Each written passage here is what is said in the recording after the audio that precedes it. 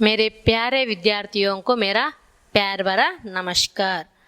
हम पिछले सेशन में दिल का दौरा और एंजाइना इसके बारे में, दिल का दौरा क्या है, एंजाइना क्या है और इसका निदान क्या है, इसके बारे में जानकारी प्राप्त चुके थे। और दिल का दौरा क्या है, हमारा शरीर में हृदय अत्यंत महत्वपूर्ण अंग है। हृदय क्या करता है, और हृदय हमारे शरीर में, सारे शरीर में जीवदायी रक्त को पंप करता है। और इस तरह पंप करने के लिए उसे क्या ज़रूरत है, उसे इस तरह मेहनत कर, उसके बड़ी काम कर, बहुत मेहनत करना पड़ता है। इस तरह मेहनत करने के लिए उसे ऊर्जा की ज़रूरत है। और ऊर्जा इस हृदय तक ऊर्जा कौन पहुँचाती है, कौन पहुँचाती है? हृदय तक ऊर्जा को दो कोरोनरी धमनी और इनकी छोटी बड़ी शाखाएं हृदय तक ऊर्जा को पहुँचाती है। और इसमें क्या होता है, अगर कोई भी एक धमनिया और किसी भी एक धमनियों में सिकुड़न आ जाने के बाद क्या होता है, किसी भी एक धमनियों में सिकुड़न आ जाने के बाद ये हृदय को पर्याप्त मात्रा में ऊर्जा नहीं पहुंचाती है। उस समय क्या होता है, उस समय के वो स्थिति में उस बोझ का उसको सहन पाने में असंभव होता है। इस स्थिति को एंजाइना कहते हैं। और आगे एंजाइना इसको एंजाइना कहते हैं जब हृदय तक ऊर्जा पहुंचाने वाला दो कोरोनरी में किसी एक कोरोनरी में क्या सिकुड़न आने के बाद क्या होता है, इसका स्थिति, इसको ऊर्जा नहीं पहुंचाते, उस संभव को क्या कहते हैं, उस स्थिति को एंजाइना कहते हैं। और इसका उग्र रूप को दिल का दौरा यानी हार्ट अटैक भी कहते हैं।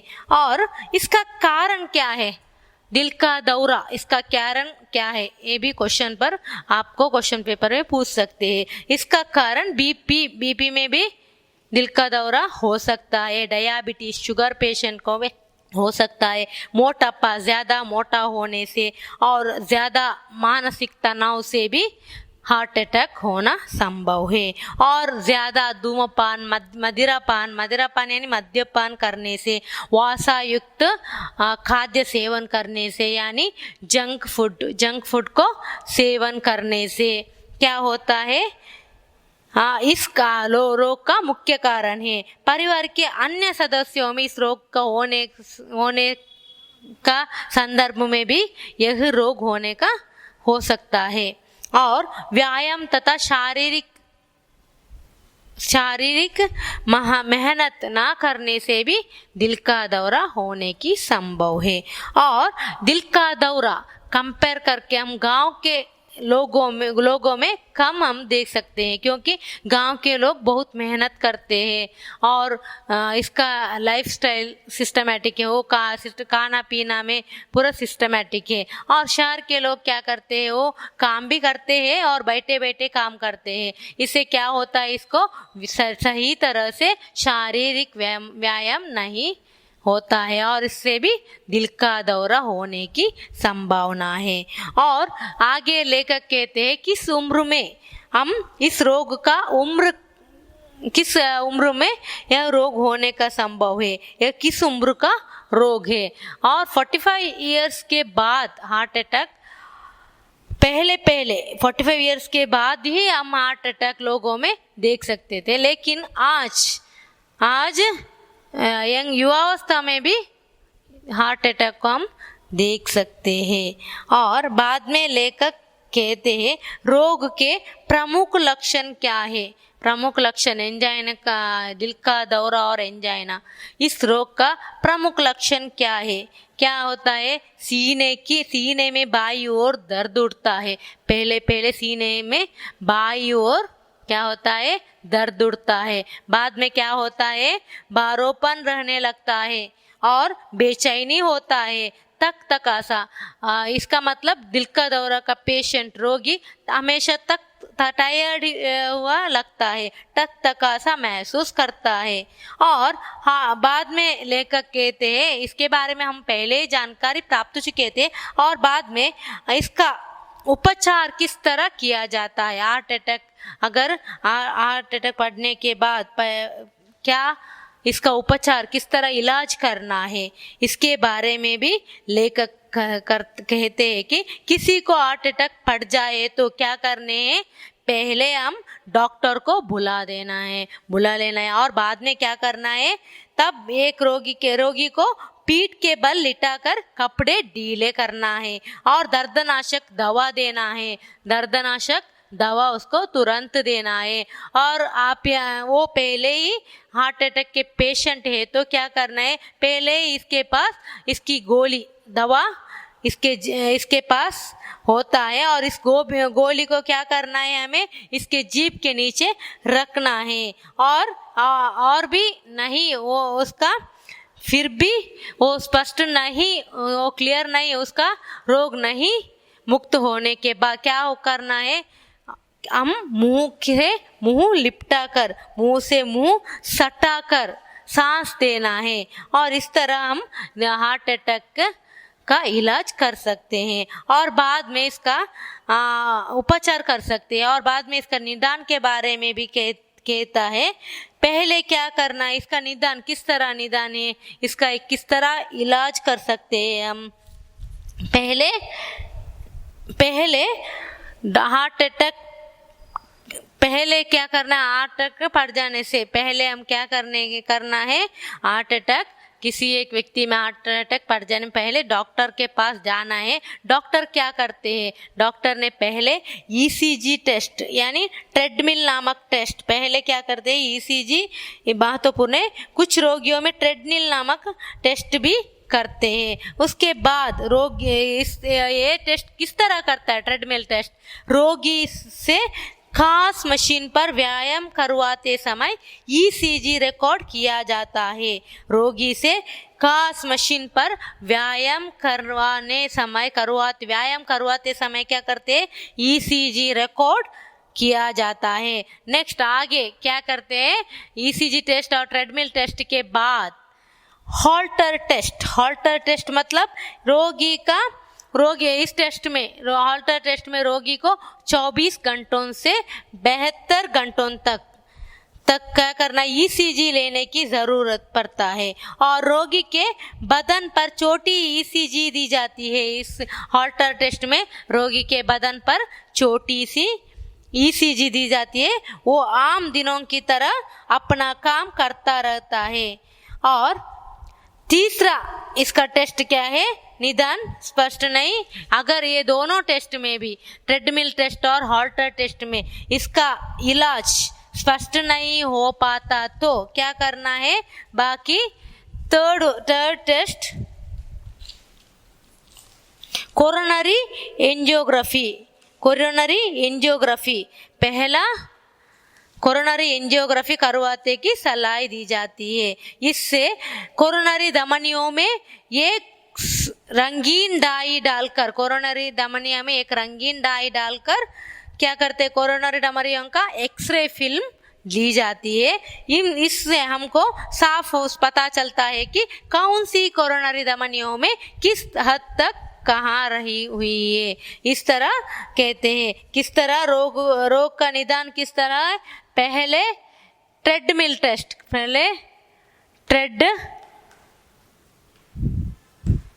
ट्रेडमिल टेस्ट और दूसरा टेस्ट है हॉल्टर टेस्ट। हार्ट अटैक, दिल का दौरा का निदान किस तरह किया जाते हैं, पहले ट्रेडमिल टेस्ट और दूसरे हॉल्टर टेस्ट और तीसरी टेस्ट है कोरोनरी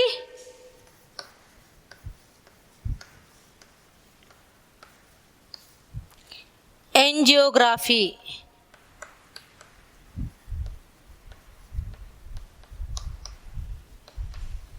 कोरोनरी एंजियोग्राफी, इस 3 टेस्ट से इसका इलाज कर सकता है।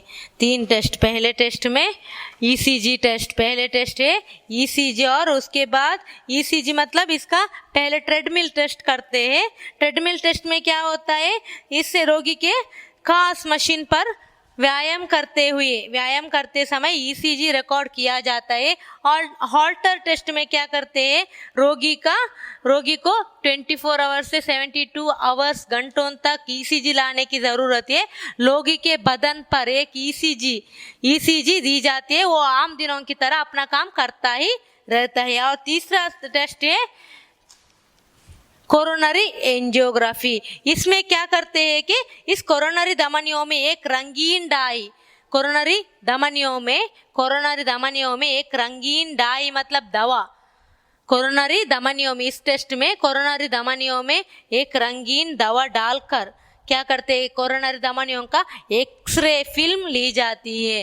कोरोनरी धमनियों में एक रंगीन दवा डालकर इसका कोरोनरी धमनियों का एक्सरे ली जाती है। इससे हमको साफ साफ पता चलता है कि किस कोरोनरी धमनियों में किस हद तक कहाँ रुकी हुई है। इस तरह हार्ट अटैक पड़ जाए तो इसका निदान हम इस तरह कर सकते हैं, देख सकते हैं आगे। और हार्ट अटैक का निदान, इसके बारे में, हार्ट अटैक का निदान के बारे में, हार्ट अटैक के तात्कालिक निदान में ईसीजी और खास तरह के ब्लड टेस्ट इसकी निश्चित जानकारी है। इसका एंजाइना, इसका निदान के बारे में हम देख चुके हैं। और बाद में हार्ट अटैक का निदान किस तरह किया जाता है। हार्ट अटैक के तात्कालिक निदान में ईसीजी और खास तरह के ब्लड टेस्ट इसकी निश्चित जानकारी देने में समर्थ है। बाद में ज़रूरत होने पर रोगी के दिल का न्यूक्लियर स्कैन कर यह भी पता लगाया जा सकता है कि दिल का कितना हिस्सा दौरे की चपेट में बेकार हुआ है। इसे मूगा टेस्ट कहते हैं। देखिए, हार्ट अटैक में क्या करना है, तात्कालिक निदान में ईसीजी मुख्य पात्र है। तात्कालिक निदान के लिए पहले ईसीजी करवाना है।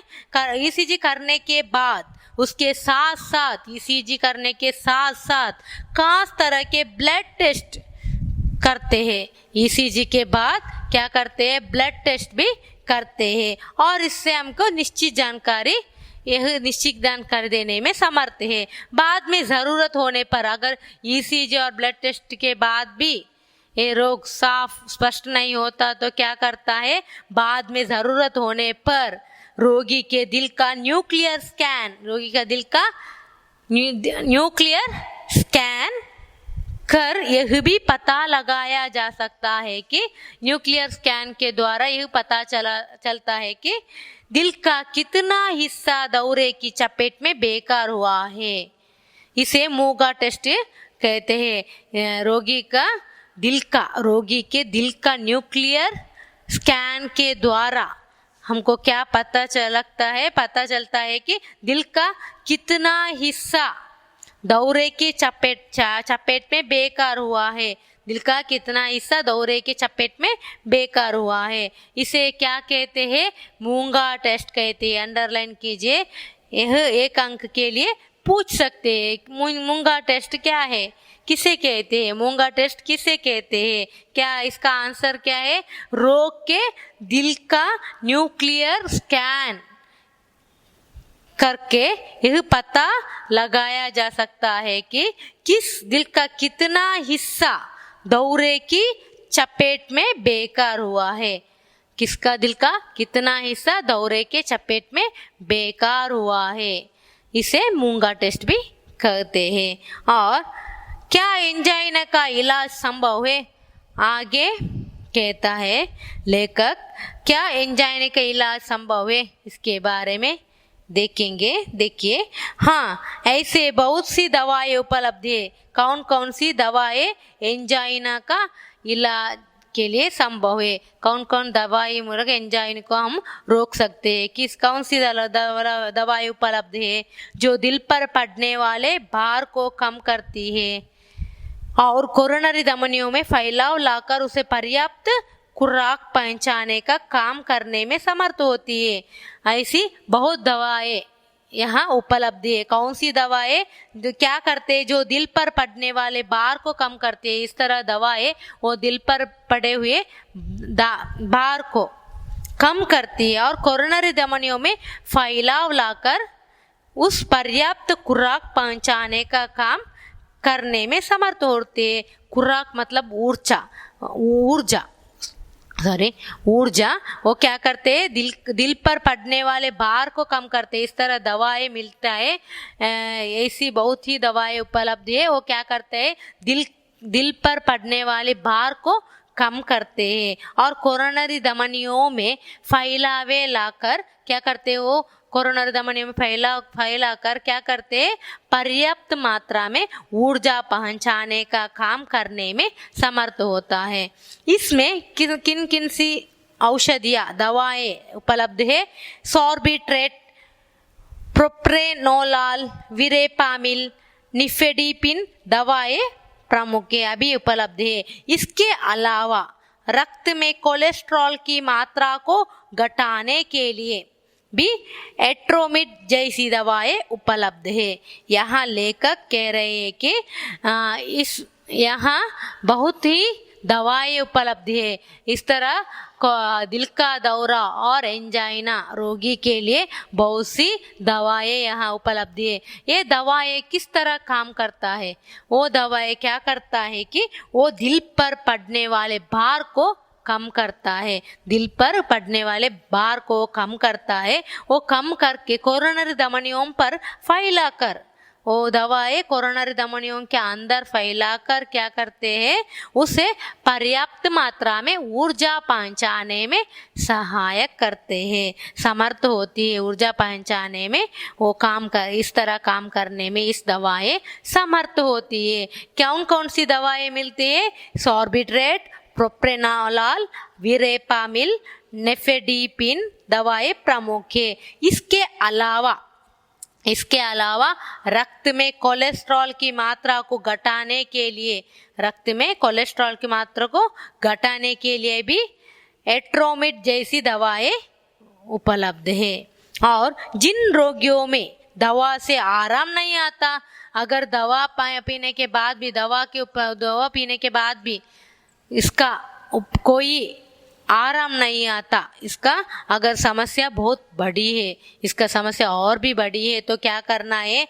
अगर वहाँ दवा काम ना करे तो दवाई लेने के बाद भी वो सही तरह से उसे आराम नहीं मिलेगा, तो नहीं तो दवा किसी ठीक तरह से नहीं काम करेगा, तो उनमें रुकी हुई कोरोनरी धमनियों को खोलने के लिए बैलून एंजियोप्लास्टी या बाईपास ऑपरेशन किया जा सकता है। क्या करना है? अगर मार्केट में उपलब्ध दवाएं लेने के बाद भी दवाएं क्या काम करते हैं? वह हमारे दिल पर पड़ने वाले भार को कम करते हैं और कोरोनरी धमनियों में फैलाकर उसे ऊर्जा पहुंचाने को सहायता करते हैं। और इस दवा लेने के बाद भी हमको इससे मुक्ति नहीं मिले तो क्या करना है? अगर वहाँ दवा काम ना करे तो रुकी हुई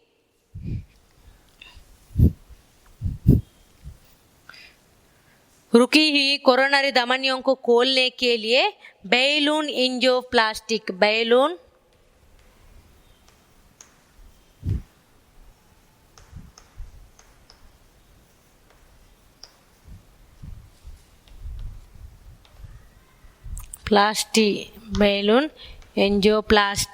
या बाईपास ऑपरेशन, और दूसरा नाम है बाईपास और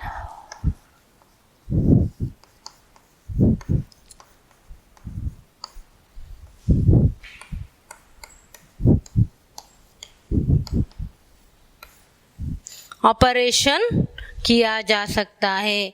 इस तरह कोरोनरी धमनियों को खोलने के लिए बैलून एंजियोप्लास्टी और बाईपास ऑपरेशन भी किया जा सकता है। दवा लेने के बाद भी कोरोनरी धमनियों नहीं खोले तो क्या करना है, इस धमनियों को खोलने के लिए, धमनियों में जमा हुआ वासा ऑयल को निकालने के लिए क्या करना है, इसे doctor balloon angioplasty bypass operation करते हैं। इसके द्वारा उस पेशेंट को क्या निदान, इसको इलाज करते हैं।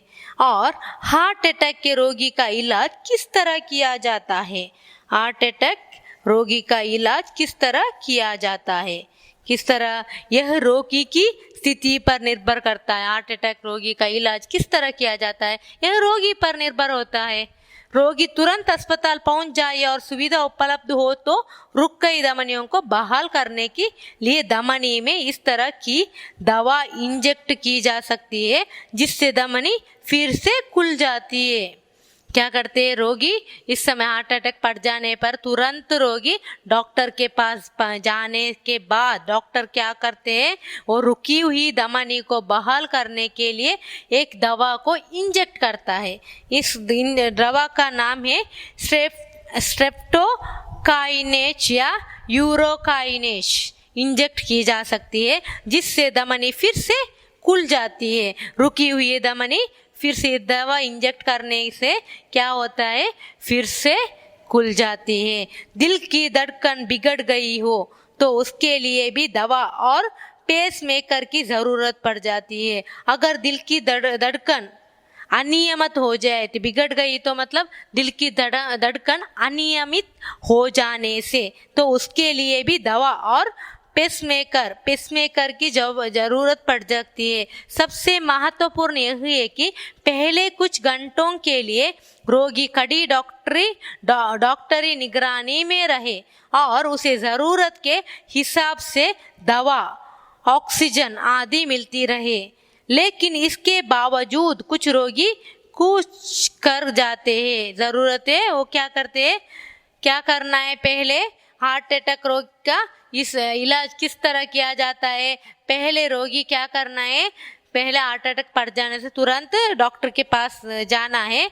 डॉक्टर ने इसे दवाई कोरोना धमनियां खुलने की क्या दवा देता है। और दिल की धड़कन अनियमित हो गई तो क्या करना है, वो क्या डॉक्टर की निगरानी में रहकर जरूरत से हिसाब से दवा और ऑक्सीजन आदि देना आदि मिलना है, इसको मिलना है। लेकिन इसके बावजूद कुछ रोगी कुछ कर जाते हैं, जरूरत के अनुसार उसके ऑक्सीजन उपलब्ध। पहले हम क्या करें, डॉक्टर ने क्या करते हैं, उसके पास पेशेंट आए तो उसे ऑक्सीजन और दवाएं देते हैं। और भी इसका हृदय का धड़कन, इसका दिल का धड़कन और भी अनियमित हो गए तो उसे ज्यादा ऑक्सीजन उपलब्ध करता है, दवा और ऑक्सीजन का उपलब्ध करता है।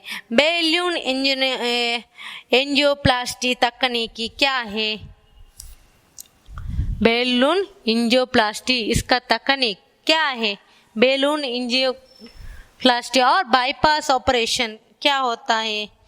कोरोनरी धमनियों में सिकुड़न आने का एक बड़ा कारण क्या है, कोरोनरी धमनियों में सिकुड़न आने का बड़ा कारण उनमें वसा की परत का जमा जाना। क्या होना, कोरोनरी धमनियों का सिकुड़न का कारण क्या है, इसका वसा का परत मतलब ऑयल फूड खाने से, इसका ऑयली आइटम इससे जम जाने, यहाँ कोरोनरी धमनियों में परत जम जाने से, इसका मतलब इसका वसा की परत का जम जाने से, इसका मुख्य कारण, सिकुड़ने का मुख्य कारण वसा की परत का जम जाना। और जब एक या दो कोरोनरी धमनियां शुरू के हिस्से में इस तरह अवरुद्ध हो तो उन्हें सामान्य बनाने के लिए ही बैलून एंजियोप्लास्टी की जाती है।